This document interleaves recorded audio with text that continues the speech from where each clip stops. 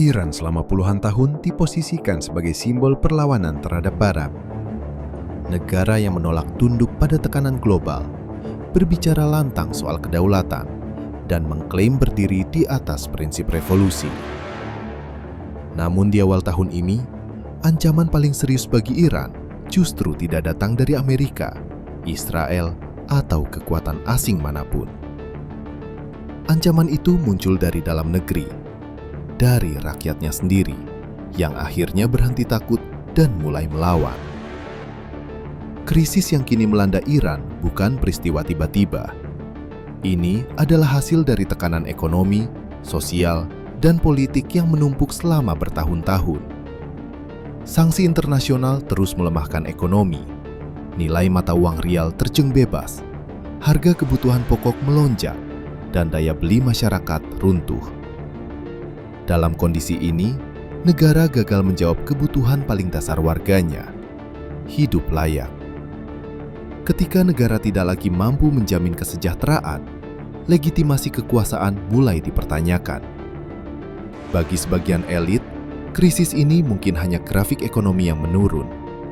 Namun bagi rakyat Iran, krisis ini berarti perut kosong, pekerjaan yang hilang, dan masa depan yang terasa buntu. Ketika bekerja keras tidak lagi cukup untuk bertahan hidup, kemarahan bukan lagi pilihan, melainkan konsekuensi. Dari titik inilah protes mulai muncul. Awalnya kecil, terpisah, dan mudah ditekan. Namun situasi berubah cepat.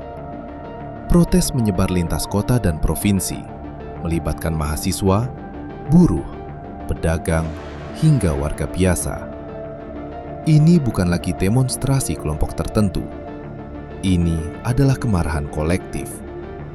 Jalanan dipenuhi massa yang tidak lagi hanya menuntut perbaikan ekonomi, tetapi mulai mempertanyakan sistem kekuasaan itu sendiri.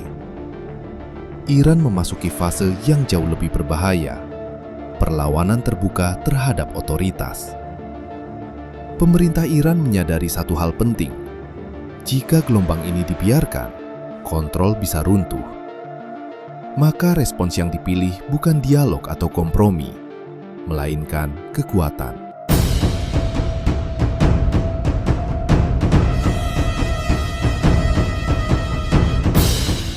Aparat keamanan dikerahkan secara luas, penangkapan dilakukan massal, bentrokan pecah di berbagai wilayah. Dalam banyak laporan dari kelompok hak asasi manusia, aparat tidak hanya menggunakan gas air mata, tetapi juga peluru tajam. Di titik ini, protes berubah menjadi tragedi.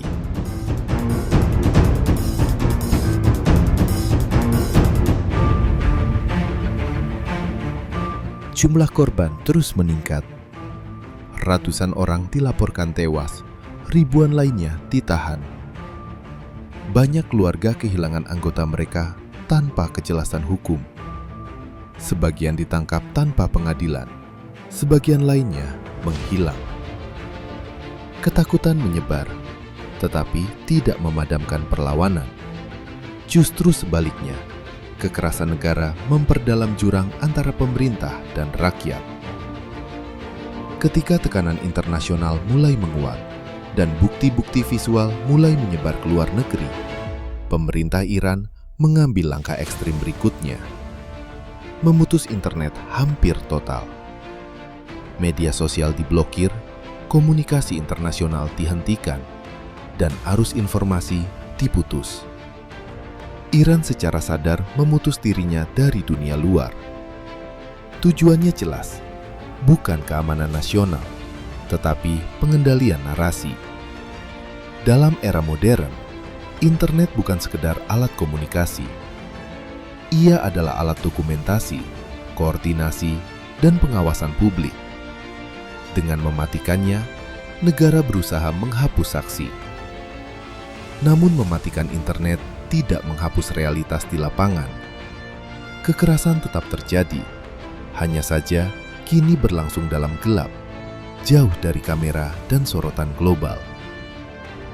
Pemerintah Iran kemudian menyampaikan versi resminya.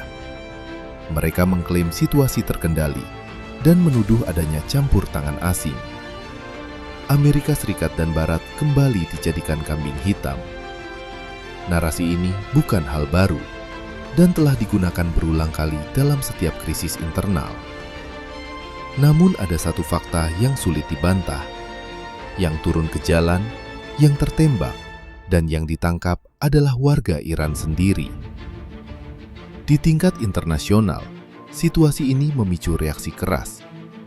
Amerika Serikat mengeluarkan peringatan bagi warganya untuk meninggalkan Iran dan meningkatkan tekanan ekonomi. Negara-negara Barat mulai membahas sanksi tambahan dengan dalih pelanggaran hak asasi manusia. Iran kembali menjadi pusat perhatian dunia, bukan karena program nuklir atau kekuatan militernya, tetapi karena ketidakstabilan internal yang mengancam keberlangsungan negara. Tokoh-tokoh oposisi Iran di luar negeri melihat momen ini sebagai titik kritis. Mereka menyebut bahwa rezim menghadapi ujian terbesarnya dalam beberapa dekade. Sementara itu, pemerintah Iran membalas dengan peringatan keras terhadap segala bentuk intervensi asing. Retorika meningkat, tensi geopolitik mengeras, dan risiko eskalasi regional ikut membesar. Di balik semua pernyataan politik, sanksi, dan perang narasi global, ada satu realitas yang tidak berubah. Rakyat biasa tetap menjadi korban utama. Mereka tidak peduli pada ideologi, tidak tertarik pada konflik geopolitik, dan tidak ingin menjadi pion dalam permainan kekuasaan.